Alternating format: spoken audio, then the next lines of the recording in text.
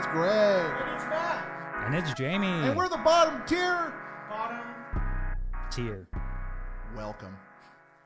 We're super thrilled to have all of you guys with us today. Thank you for joining us again for episode 30-something of the bottom tier. I forget exactly which episode we're on, but we're really excited to have you guys with us here today. Matt, Jamie, how you guys doing? I'm doing pretty good. It was a great weekend, full of excitement and outsider information. So I loved it. It was a good time. Went to the pre-release.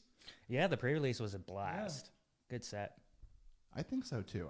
I also had a good time at pre-release. So guys, we have a little housekeeping to do before we jump into today's broader topics. I'm sure that you've all noticed that Jamie has graced our presence with his illustrious, beautiful voice for 2 weeks now.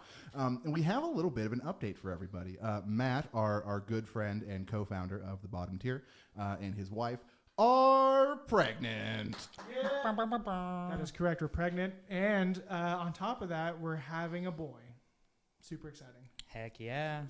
A true son of Christ. True son of Christ.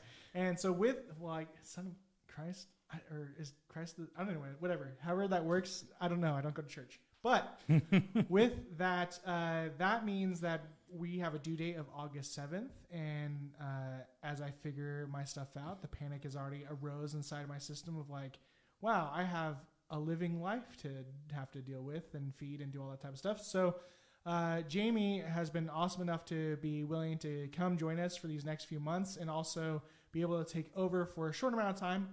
We don't know how long it's going to be, but in August 7th or August-ish time or July, whatever, when the baby pops out, I will not be present for a time just to be with my child and figure things out. As you should be. And so thanks, Jamie, for stepping in and being my mouthpiece. No, I'm just kidding. Anytime.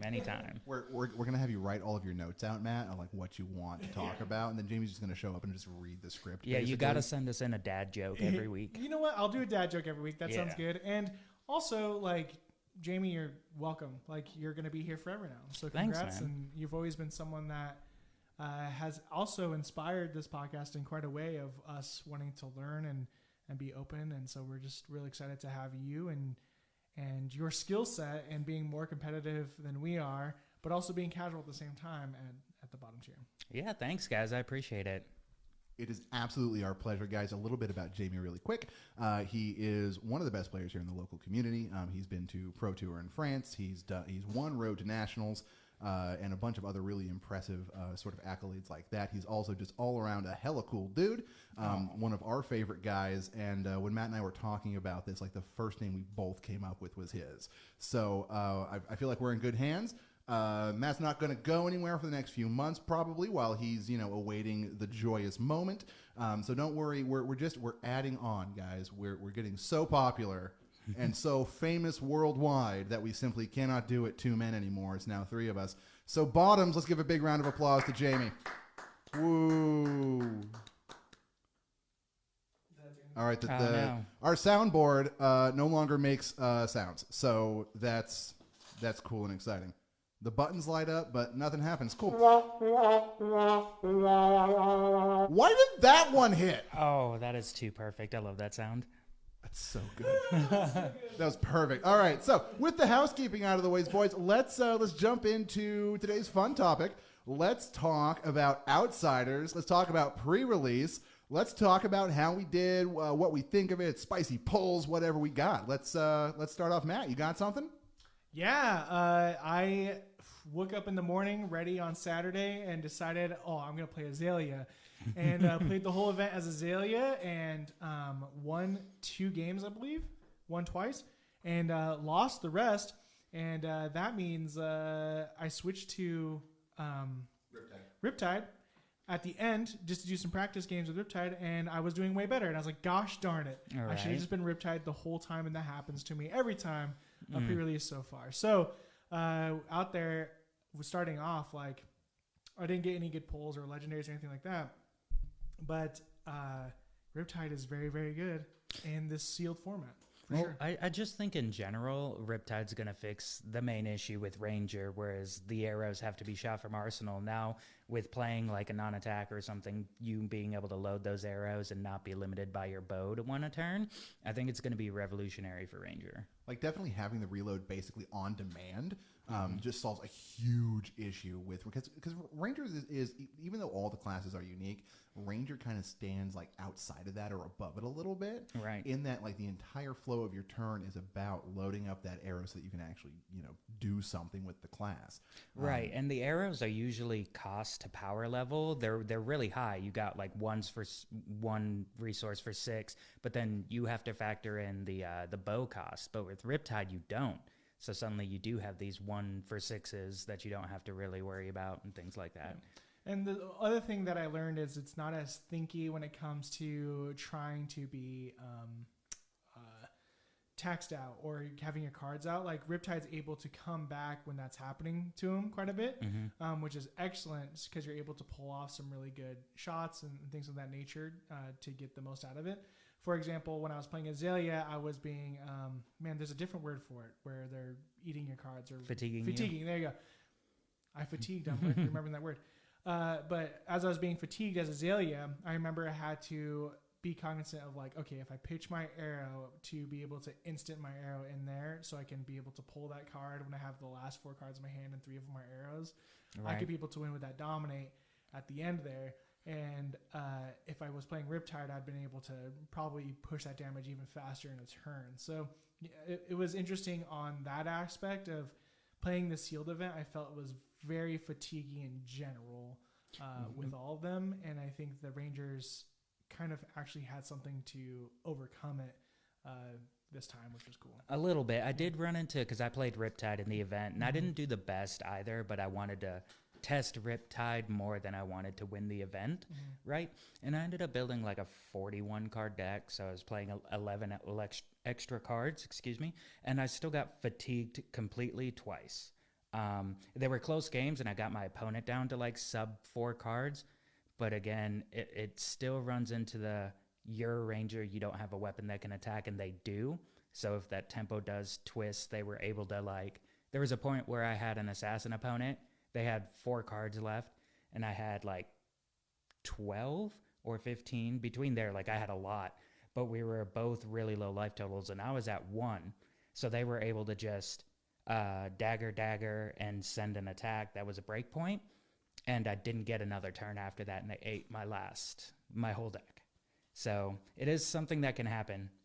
Yeah, it is, and it just seemed like a normal tactic for this set, especially with those assassins. Like when I was versing Azuri, they were usually just trying to fatigue me as a Ranger, and that was kind of, I think, the biggest for me, biggest bummer of the set. I mean, fatiguing is a great strategy, but that was the biggest dang, it's kind of a little bit of a bummer that's like everyone's strategy. As soon as they see I play Azalea, I'm just getting fatigued. Or yeah, it's the default strategy, which is unfortunate because it is also semi-easy to do in a way. No, yeah, it's just, especially with having 2 weapons like Kadachis or dagger that, you're able to just, I'll do this, and that's it. Yeah, just chip away. And the on hit for the daggers for Assassin, I felt was extra relevant in this set. In the limited environment, like that minus block actually did a lot. It can really hurt when all you have is a handful of attack actions and you have to block against stuff after a spider's bite. Like that can send you right down. I played Benji during the pre-release. Oof. Yeah, so it was all 2 blocks. So 1 spider's bite, suddenly it's 1 blocks, and another spider's bite, suddenly it's 0 blocks, and I just have to take whatever they throw at me. So that was kind of monstrous. Yeah, that's pretty brutal. All in all, though, I had a great pre-release. Azalea did their job, and it was a lot of fun to be able to play with these new cards. And man, those Ranger cards and the new quivers and everything, they do add spice and validity to both heroes. And so I'm excited to see how this affects both Blitz, Draft, and Classic Constructed in general, because I think we'll finally see Azalea and Riptide get L points pretty fast. So. Oh yeah, I was a little surprised at the power level of Azuri. I felt like in Sealed, not talking about Draft yet, but in Sealed, Azuri was a good default just because it's so hard to block effectively because of that attack reaction. It's impossible to predict what she's going to do. Oh yeah, and it's something that didn't stick out to me until the actual event is that Virulent Touch card. They could just swap that in like a blue. Like if you double blocked their stealth card, they just swap in this 1 or 2 attack blue that says at the end of the chain link, if this was blocked with a card from hand, they get a blood pox. I actually lost a game to that. Ooh. Yeah, because I was like, oh, they're going to swap in like a 5 or 6 attack. Death touch or something like that. Yeah. Can they actually put that in there? Because it says you can't play it from hand. Exactly, but you don't, because the attack reaction, banish you it banish first, it. and then you play it from your banish zone. So technically not from hand. Oh, yeah, and what's dirty is it doesn't say when this is blocked by a card, they get a blood pox. They says when this chain link closes if it was blocked by a card. So I feel like they specifically thought about that card for Azuri, and it definitely got me in a game. It was brutal. Bloodpox is really powerful. Oh yeah, all those token effects when I first saw them. good. Yeah, I was like, these are. Do you need to talk about those tokens? Yeah. We'll double back to that. But any surprises from the pre-release, good or bad, from you two? Great question. Honestly, I think you're right on Verlin Touch. It ended up being very beneficial for Riptide as well. Mm-hmm. Like being able to push that card was really, really cool and more powerful than. Honestly, I think my biggest surprise was the amount of. It's just player based. Like the amount of players that chose to be Azuri was actually very surprising to me. Oh yeah, I only played against Assassin, 1 Arachne and 4 Azuris, Same, yeah. 5 rounds. And I honestly think that people slept on Arachne because Arachne is very that young Arachne is very dangerous and can produce a lot. Like that is the aggro version of this set. I would say is that. Yeah, better than the ninjas, I would say. Yeah, like I was really surprised with how good Solitary Confinement ended up being. Just the simple change of giving him the ability that your first card with stealth gets go again. That solves so many issues, with kind of the assassin class in general, and with the previous version of Arachne originally, where you basically, like, as far as I could see it, you needed the Black Tech Whisperers in order to get the go again effects to keep the momentum up, because nothing assassin flavored has built in go again. Yeah, and a lot of these stealth cards do have those on hit to make a status effect. So even if they're sending a blue 1 go again, you get a frailty or something, you're just like, oh, it's like a dagger hit. Do I block a 1 or do I get that token? And then they get to do something else. Yeah.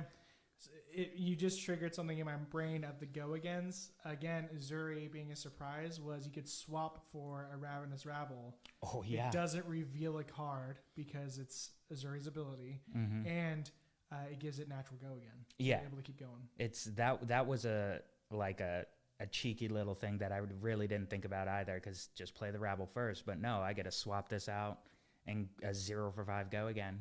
Okay. Yeah, gross. Pretty gross indeed. Still the best card in the set. I don't know if it's the best card in the set, but it's one of the best commons. Rabble is good. Rabble is so good, especially if you can cheese it out without having to pay the cost. But yeah, so Solitary Confinement was really my biggest surprise. My other biggest surprise was how few people were prepared to play against a guy playing Benji. I'm pretty sure nobody saw that coming, so everybody was just like, what the hell does this guy even do? Like, people were reading the card 4 or 5 times each game just to make sure that they had the pagination and everything right. So that was a ton of fun. I missed the trigger a couple of times on it. It's something nobody thinks about, the attack buff trigger. Yeah, from right. Benji. Exactly. And I certainly didn't a couple of times, and it kind of screwed me at the very end. I was playing against a guy who literally had no idea about Benji at all, and he was playing Azuri, I'm pretty sure. So we get in this game, and we're stopping every turn to talk about why he can or can't block something that I'm playing as Benji based on the power. It was so bad that we actually had to redo the game because there were so many misplays and so many misses on things that it to both of us, it just felt gross to take the first result. Oh, okay. So that was the biggest shock, was this set had been spoiled for a while, and people weren't ready for everybody's favorite troll ninja. Yeah, because it is an older hero, but it's also one of the oldest heroes. So if you didn't play back then and have to deal with Benji, it kind of wasn't a popular hero since I started playing in Tales. So it's kind of it existed, and so people wrote it off. Oh, I already know what Benji does, and didn't really look at him or his cards. And then sometimes it's just weird interactions. It's kind of just funny that the new heroes were more well known than Benji, though. That's kind of really funny. Right, it is weird. That's a weird one. So what about you? What was your biggest surprise or takeaway from how awesome Riptide is. Just playing him, because I've always wanted Ranger to be a great class. But I just felt that it couldn't be because of the arrow mechanic. It just didn't quite have enough to push the last bit in the end game to get to the wins. Exactly, and I feel like Riptide is one of the best designed heroes, if not the best designed hero, for the way he plays and what you want to do with the loading the arsenal thing.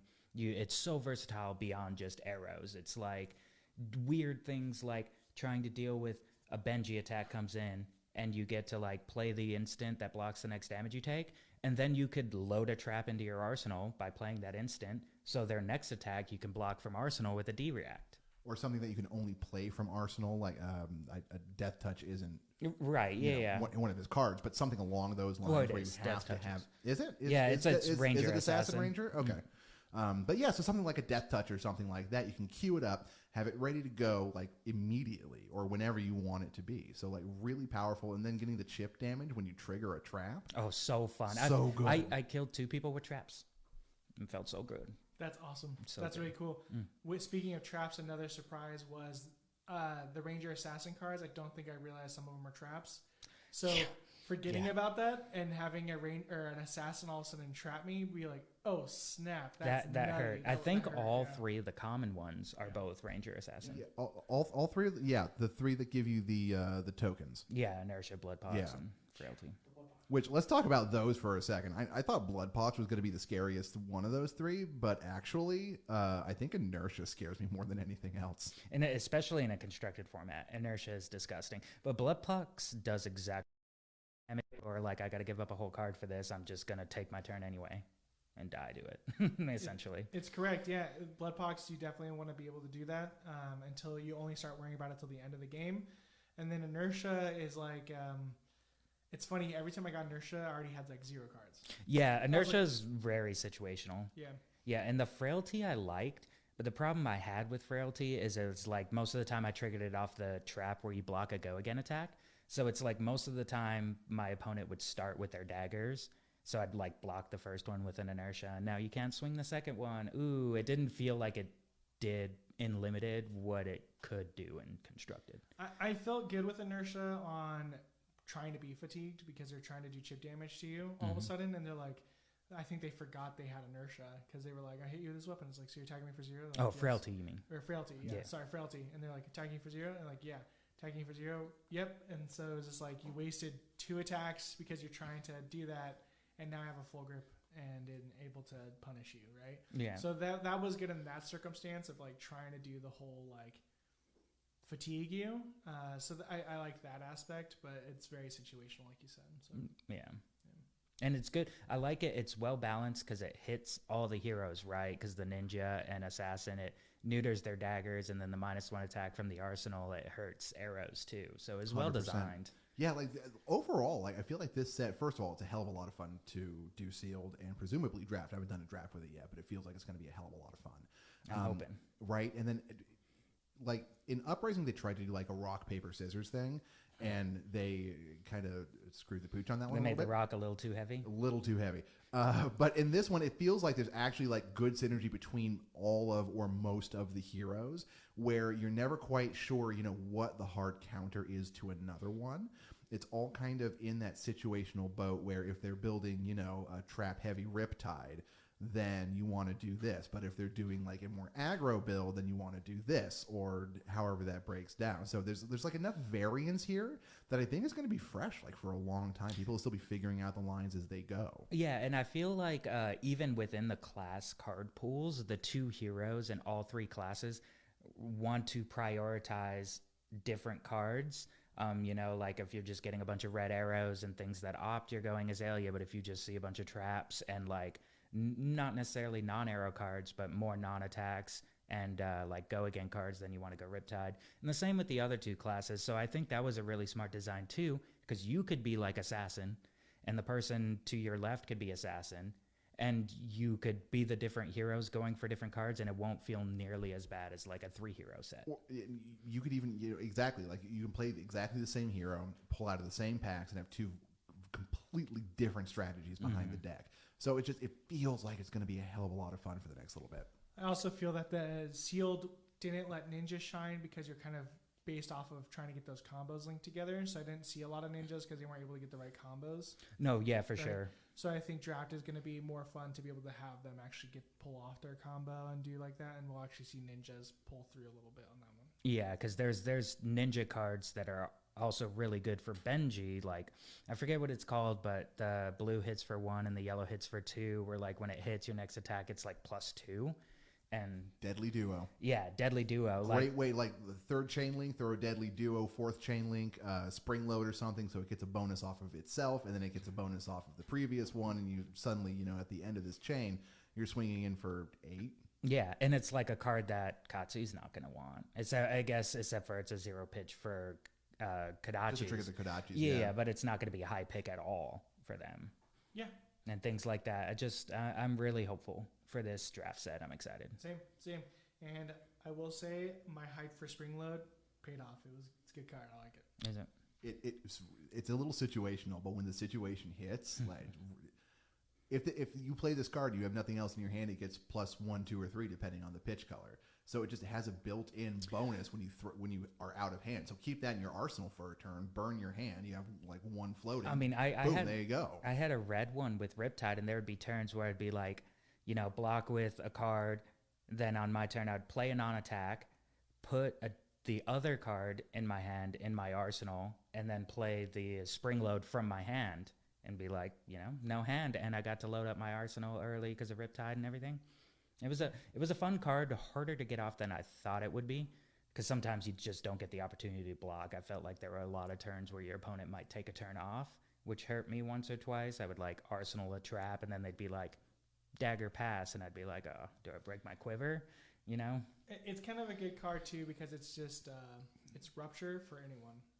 Like it's literally just that. So it's a lava burst for anyone that wants to use it.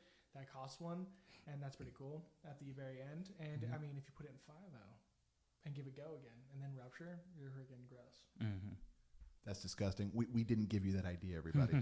That didn't come from us. Don't come screaming at us when somebody does this in your local community. It's not our fault. It's gonna be me. It's 100% going to be you. It's gonna be me. Yes. Oh man! All right, guys. So, any further outsiders' thoughts? Just that I hope Riptide makes an impact in CC and Blitz. I think he's going to. Like, I don't think there's a way he doesn't. Although I think you're gonna have to get the legendary chest for him in order to run it. Well, Yeah, and New Horizons. New Horizons. New Horizons, of course, is astronomically expensive these days. Oh, it has. Yeah. So good luck for that one. But you can still, pull it if you're lucky. Yeah. As someone, as yourself, who was kind of just like, I'm in hiatus a little bit till my hero comes back, knowing now kind of have this like newfound love for Riptide, is this like someone that you're kind of excited to build and play as and kind of gets you excited again? Yeah, for sure. Like in Blitz, I'm solid because I get to play my Chain and Prism. But in CC, I was coming in this set kind of looking at Arachne, and I already have one built, but I'm just not feeling him, even with the new cards. But Riptide, I'm actually very excited for Riptide. I don't think it's going to be like S tier per se. It's not the second coming of Starvo, right? But I mean, but it does have tools. Those inertia just shut down Icelander. Like if you hit them with an inertia, and now they're not going to be able to arsenal to mess with you on your turn. And then like, I didn't think about that. yeah, it's very potent against them. And I only got to play him really constructed wise and commoner. But once you start getting to constructed, where you can play like the lace cards with inertia and things, and toxify with whatnot, and hit more reliably, it might just be a kind of toolkit hero that can, and plus with all the traps, take care of a lot of heroes in the meta. Just kind of broaden out the sideboard a little bit, just so you can like respond to any sort of situation that comes up. It'll be like a solid hero to play and like sharpen your skills and have a good time and win some events. And who knows, maybe it will be the next Icelander Oldham. Man, that would be exciting. Okay, necessary question then. Who's the natural counter to Riptide? Think about that for a second. Oldham Bravo. Anyone with a lot of D-reacts, unfortunately. Guardian Supremacy. Let's go, baby. You will get any hero that looks at fatigue will fatigue a Ranger. And you don't get the reliable dominate like Azalea. So, But I also like Riptide. Seems like they can also be a fatigue build if they really desire to. they can. One balancing thing that I like that they did is made, I believe, every single trap only block for 3 instead of 4. Yeah. So it's that trade-off is interesting. You're gonna have to like work harder to block more than the 3, but you get that 1 damage.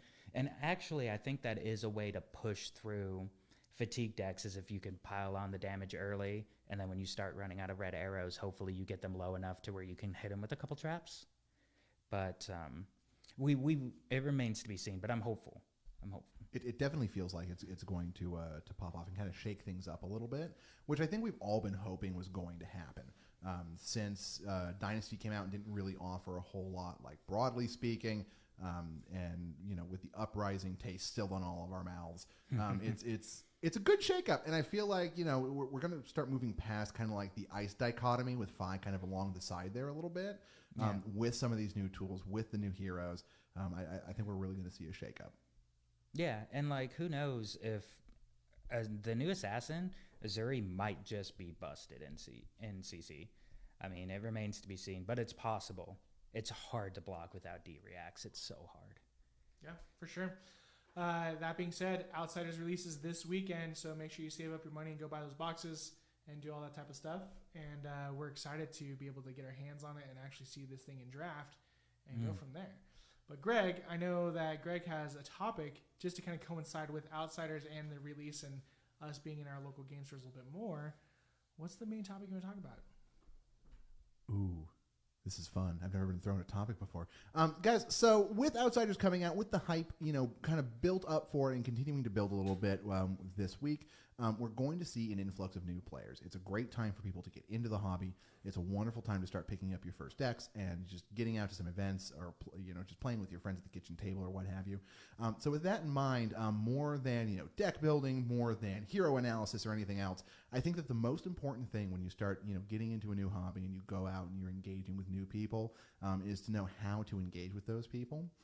One of the biggest things for me, and I'm sure for a lot of other people out there and in this room who have had experiences with people who aren't necessarily, the ones that you look forward to playing with, I feel like with all of that in mind, it's a really good time for us to just talk a little bit about like some basic etiquette, like going to an event, like not even in so much as like don't be a jerk to people, but like you show up to an event, it's full of people that you don't really know, like what do? Do you just go straight up to the desk and start asking for signups, or do you just kind of mill around with other people you see playing your game? Like, what do we think, like, overall is the best way for a new player to come in and not make a complete fool out of themselves?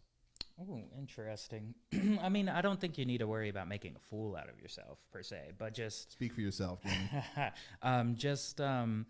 Go up, ask the person working there about the event and whatnot, and get signed up. And then one thing that always worked for us is we get new people. We me and other people will show up early and kind of chat, and sometimes pull out our cards and play, and we'll have people walk up and ask about it.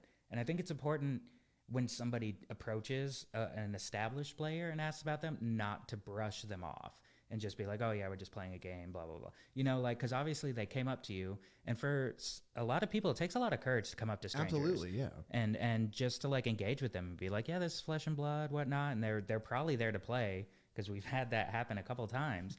And just like chat and try to be chill and remember this is a hobby first, Exactly. Like and you kind of hit the nail on the head, just like the general sort of like welcoming vibe, I guess.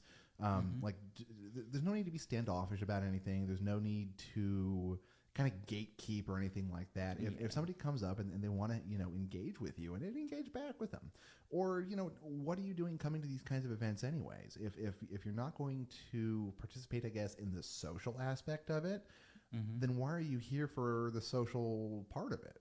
Right, yeah, and you're talking about like local armories and stuff. No one's no one's winning $1 million or getting a pro tour invite winning these events. You hope, unless they just change the rules randomly on us somewhere, which is not impossible. But LSS seems pretty good about that sort of thing. Right, so it's like it should be a casual event, and keyword is casual. And sometimes it's you kind of lose sight of that, but just to remember to grow the community, be welcoming, be nice to each other. like talk about stuff, lend cards. I mean, we even allow for new players to proxy during armories. Like, you don't know what hero to start. We all have these cards that we're not using, and if you need a Crown of Providence and no one has an extra to borrow tonight, just proxy. No one cares, kind of thing. And just being welcoming. I think something I remember is like going to my first armory with you guys and having like a makeshift like Bolton Blitz deck that was just immediately like I made Classic Constructed, and it wasn't like optimal by any means. And so I remember the players being like, "Oh, here, borrow this and borrow this," and it was just like the chess piece, the legendary chess piece for Bolton, and like Arcanite Skullcat for Bolton, and some other things too, like, hey, you need this card in here and all that type of stuff. And so I remember being welcomed with like some of the core pieces, and that's always good as well with a new player coming in to be willing to do that. And I went a long way of like, oh, cool, the community wants me to be able to play. So, right, they don't want you to be like have the worst cards and automatically lose. You know what I mean? Because I mean, you want a contest too. You don't want to just be like, oh, I got the new guy. Like. I got the new guy. How about you let me go first, and I'll show you how it's done, and then like not explain the real rules. Like that's the wrong thing to do, right? Right. Saying like odds are evens and roll 2 dice. It's the bad thing. Who does that? Yeah, who does that? Unless it's a friend. But you want to be able to do that, and it goes a long way in that aspect, and being able to talk about your movements in a good way. I remember being more. Talking about every play I'm doing helped me learn a lot when people were playing against me. And so I always make sure if I'm versing a new player or like even having a person watching, I'm like saying like I'm doing this so that this can happen, and talk about that strategy can help people see lines a little bit faster, and is a good etiquette for those new players too.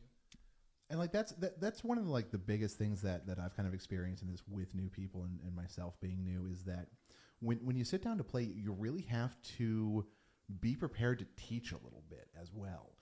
If somebody's coming in and you've played before, or this is like their third game ever or something like that, they're obviously not going to have a super strong grasp of even just the basic mechanics, because this game is complicated when you get right down to it. And it takes a lot of repetition to sort of build these things into you. So being ready to, explain what a card does, why you're playing it. I pitched this, it's worth 1, which is right here. Like, we have nothing floating anymore. This is coming in for this. If it hits, it does this. And just like, not just even with your own cards, with theirs as well a little bit. Like, you have to, if I feel like you're going to really try to like grow the community, which is sort of the point. Right. You have to have a little bit of flexibility and a little familiarity with things so that you can at least put your heads together and figure it out. Like, even if, they're coming in with like a Prism deck and you've never played Prism before, but you've played against it a couple of times, you can still look at the card text and you can figure out what it means. Right. And another important part is to like, don't be afraid to slow the game down. Even if you're the established player or the new player, I've been on both ends and been like, can you like slow it down and kind of explain what's going on? And I even had an instance where I was playing in a Monarch draft last week, and I was playing Chain, and my opponent was playing Prism, and he's he's a newer player, and not like brand new, but Monarch Heroes, he never played with them really, or once or twice, and I kind of was, I'm used to a high pace of playing. It's just the way I am, so I'm just like, oh, I'm triggering my Soul Shackles, revealing cards from the top of my deck, and not thinking like, oh, he's Prism, he can respond, and and he had to kind of be like, hey, do you mind slowing down for a second? And like explain to me what's going on, and I was like, "Oh, duh, my bad, dude, But you got to speak up and say something, and not just like get railroaded. Let it happen, yeah. Yeah. And I was like, "Oh, my bad, like this is what's going on." But sometimes you just don't realize what you're doing because you're getting it. It sometimes gets intense, and a lot of the new players too. Like they're not. They see the lines too, and sometimes they're beating you as well. And oh yeah, he won that game, by the way. Yeah, he won, and so you have to also hide your frazzledness or like be okay with it too, because it's competitive at times where you want to you want to be able to pull a win sometimes, especially if you're chasing like an armory card or something. On that note, like with those new players, like it's easy to know the rules so well that you're tempted to manipulate and pull out a win too. And what I mean by that is, for an example, Kano is a big player where you have to reveal the top card and things like that. I've definitely seen people play a new player as Kano, or not, the new player wasn't playing Kano, but a Kano player definitely swapped a card from their hand to the top of their deck to be able to play, to be able to do that. And it's because that person's like, oh, that's the effect? Okay, and they don't know any better. Right, there's so much going on. The person's pitching and grabbing cards from their deck. Just be honest with your, like, you probably don't feel great about that win at the end of the day. Like, what's that going to do for you, right? So just like, I know it's tempting to be like, oh, easy win, new player, all that type of stuff. I hope it's not among most people in our community, but yeah, I get what you're saying. Yeah. I'm not going to name drop anyone, but you know exactly who it is. I do. It was me. But you're able to you help them. And look out for that stuff too, as a player, just like helping the new person, because I mean, I've gotten rules wrong before, and I've been playing this game and I've played it at some of the highest levels and I still make mistakes. So sometimes, someone will be like, hey man, you kind of messed up there. And I'd just be like, oh, like, you need to step back, and when you get corrected and realize they're not attacking you as a person, because people make mistakes. It's a complicated game. There's a lot of moving parts, even if you play simple heroes. Yeah.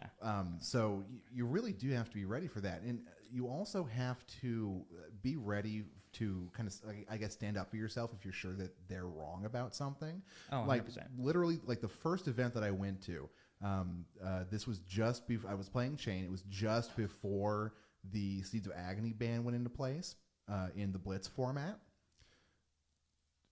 Think for a second. Okay, yes. I'm with you. So it was just before that. I had Seeds in my deck, running full rainbow of it, of course, because Seeds of Agony is wonderful. Yeah. So I'm playing this game, and a guy, and I don't remember what guy, but it was somebody, came over and was like, Seeds is banned, right? And I just looked this up like an hour before, and like, no, I'm pretty sure it's not banned until next week. And he just wouldn't stop with, it's banned, take it out of your deck, it's banned. Mm-hmm. So, being first Armory event ever, brand new to this thing, I've been playing for, I guess, like a week or two total. I hyper take all the seeds out of my deck throw in a bunch of crap that I just had lying around, just bulk nonsense. And I got decimated. Oh, yeah, for sure. Yeah, obliterated.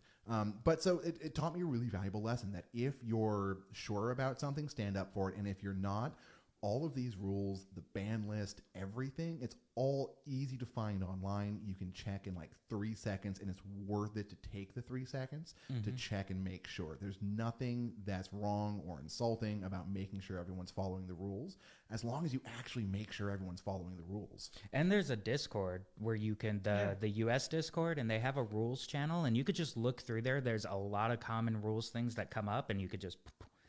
And there is a judge Discord where you can ask questions, but the replies aren't immediate. But like, yeah, just a quick search, Also, like with an Armory event, like it's not that high stakes.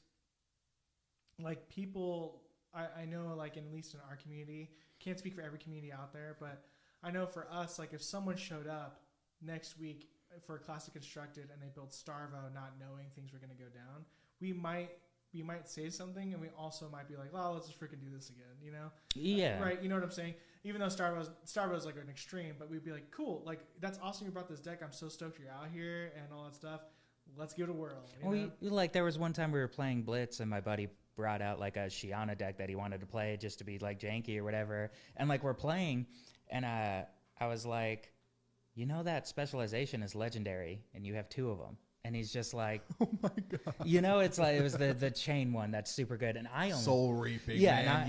And I only know that because because I play chain, so, but I was just like, it's not a big deal. Just take it out at the end of the event. You're not going to dominate this event because of this one card, and people make mistakes, Yeah.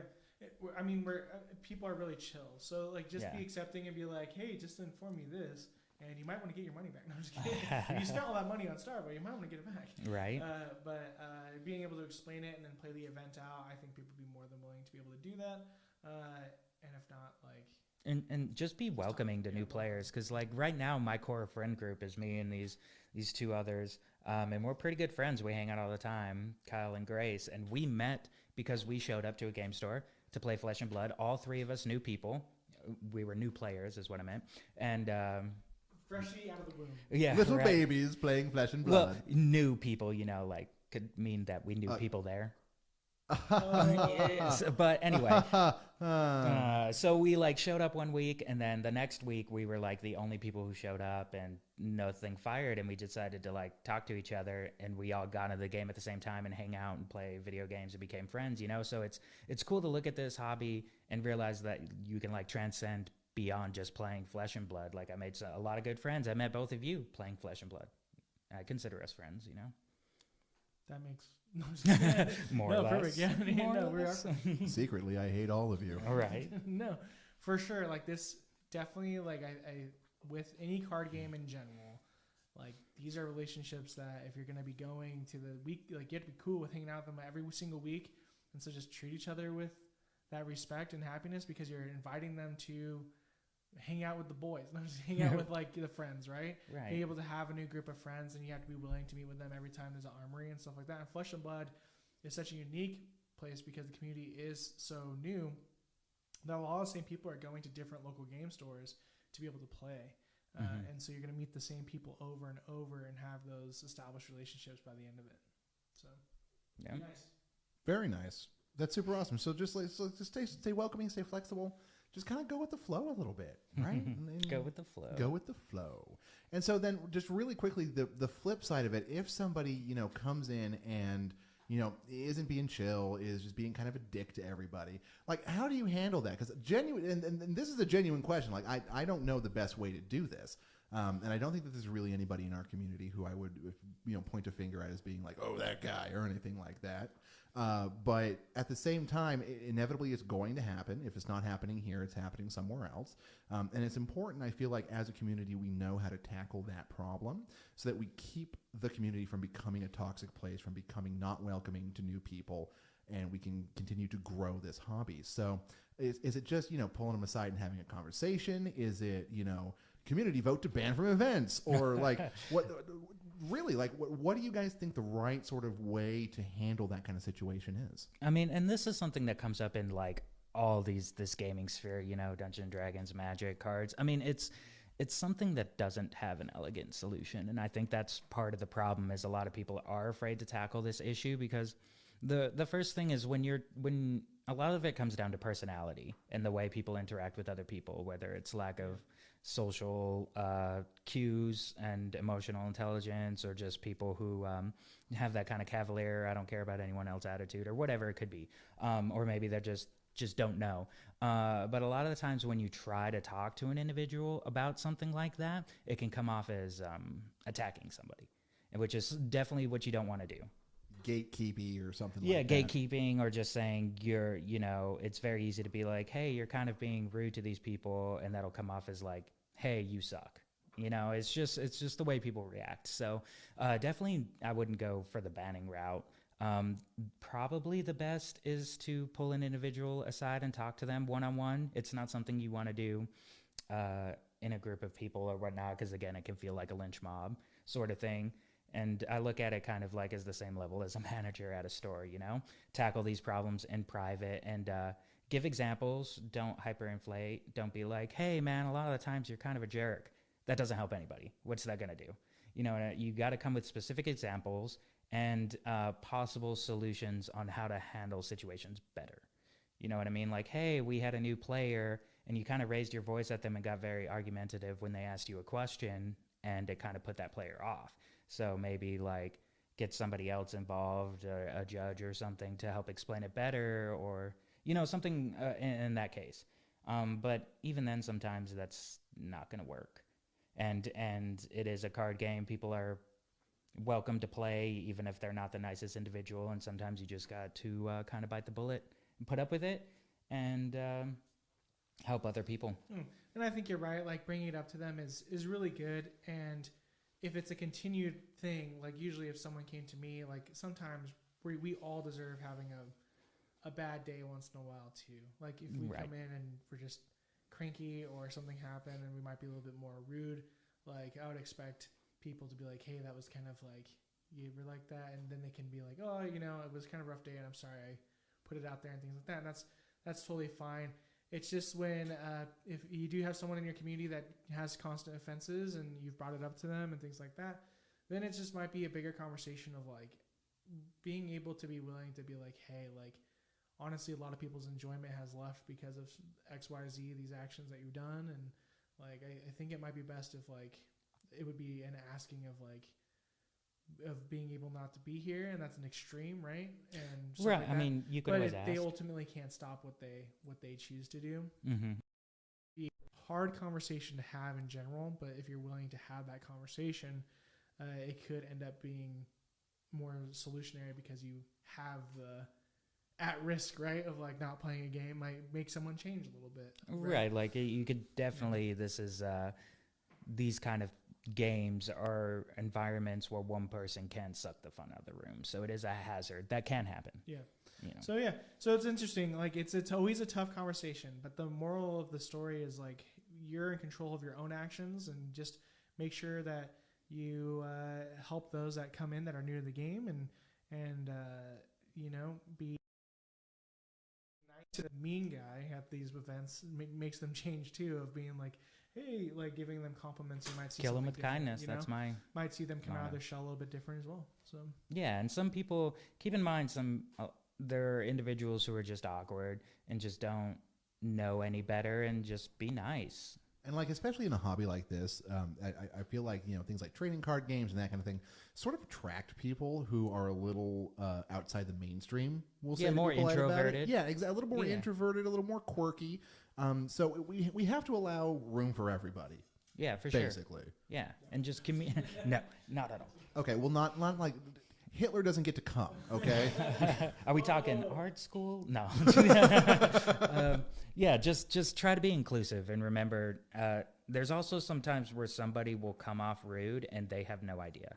You know what I mean? Just one person's rude is another person's sarcasm is another person's hilarity. You know, it's important to realize that everything is up to interpretation, and to not just assume the worst too. If you think someone's being a jerk and they're just like really trying to make friends and they're just a sarcastic guy, and then you like, and then again, this is why if you do talk to someone about an issue, you pull them aside and be like, hey man, like I don't appreciate that. And they're like, I'm so sorry, dude. I was just trying to joke around. I didn't realize, you know, and then boom, conflict squash. Whereas if you never say anything and you just get upset about it, and you start hating it that person. swells.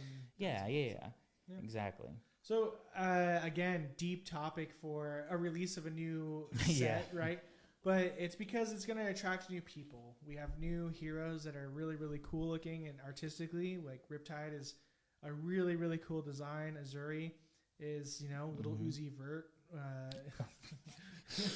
I actually like that. Little Uzi Vert. Little Uzi Vert. So it's going to attract the people who just want to rock, you know. And it's going to be a great set and have a lot of new people. And just remember to just be out there, have fun, be kind, learn together, and explain the rules. And it's going to be a great, maybe you'll establish new friendships, romance, just have fun. marriage. I'm just kidding. Anybody, if you've gotten married because you met at Flesh and Blood, please drop us a line and let us know for our brand new confessional podcast, Flesh and Blood in the Trenches. I know couples who met playing Magic the Gathering back in the day. Hey, like it see? happens, you know. Look, man, once Flesh and Blood gets a couple of marriages under its belt, then it's going to be ready to box with the big three. Then it's the real matrimony of flesh and blood. You know? No, nice tie-in. That was fantastic. All right, guys. So we're running out of time, but we have just enough time left to squeeze in our recurring segment. But folks, it's lessons learned. Ooh, since nobody else freaking reacted to that. Thanks, guys. Lessons learned. There we go. That is not the right sound effect for that. But it's the... There we go. That's more like it. That's perfect. So, Jamie, I'm putting you on the spotlight this time since we gave you a break last time. What lessons have you learned this last week in Flesh and Blood? Reading the card explains the card. Bam! Now they work. Now they work. I was like looking through some of the Majestics or whatnot of the new set, kind of looking at the constructed side of things, and there were two cards I got super excited for because I thought they worked one way, and then they worked a different way, and I was just like, you just read the card. It was an extra 2 seconds. Like, oh man. But you know, a lot of the things can be solved a lot of the times we get in our head, especially like you were saying with Benji, where you've seen a card before, maybe played with it before a long time ago, and you got away that it works in your brain, but that's not necessarily correct, or you misremember or whatever, and you just assume, and then it'll come up later, oh, that's not how that works and whatnot, and it'll blow you out in a game, or like, you know, just things like that. Pay attention. That's a really solid lesson, and just kind of a good like foundational thing to keep in mind. Like the benefit of playing a game like this, as opposed to like games that don't just have the instructions written on little pieces of paper right in front of you, is that all the instructions are written on little pieces of paper right in front of you, basically. Right. So as long as you have a second grade comprehension level, you should be just fine. More or less, yeah. Except for some weird interactions, Some really weird ones. But at that point, then you call a judge over, and the judge explains it to you, and then you just remember that for next time. Mm-hmm. I loved it. Lessons learned for me, I would say is, pitch stacking is a strategy. I think I really understood pitch stacking more this time around, which is fascinating. So in sealed, like I was making sure I was pitching my arrows for late game because I knew I was getting fatigued, and it ended up being really beneficial in my favor to pull off some really good stuff at the end. And so it was the first time I really understood that pitching stacking was awesome. So there's that. This is why you should play Guardian. Please don't. No, it's okay. It's okay. Because the typical, like the people I've been playing before, it's like I'm just making sure I have the most amount of pitch so I can play the most amount of cards. And now it was like I only have like 1 or 2 cards I could play, so I might as well be pitching like the other cards that I feel will be stronger in the late game. It makes a radical difference, right? When your opponent has hands of all blue and you're like, I still got a red arrow every hand because I pitched. It's huge. Yeah. So yeah, do that. That's awesome. Also play Guardian. I guess my lesson is kind of like yours, Matt. It's less like pitch stacking specifically and more don't throw stuff into your deck just because you think it looks strong. Actually take a second and like think about the synergies and whether you're going to need this card at some point. If you don't, maybe you leave it out. Sub it in for something else. You can really easily get a lot of dead weight in a deck, and then have a handful of stuff that situationally might be really good, but the situation hasn't been set up yet.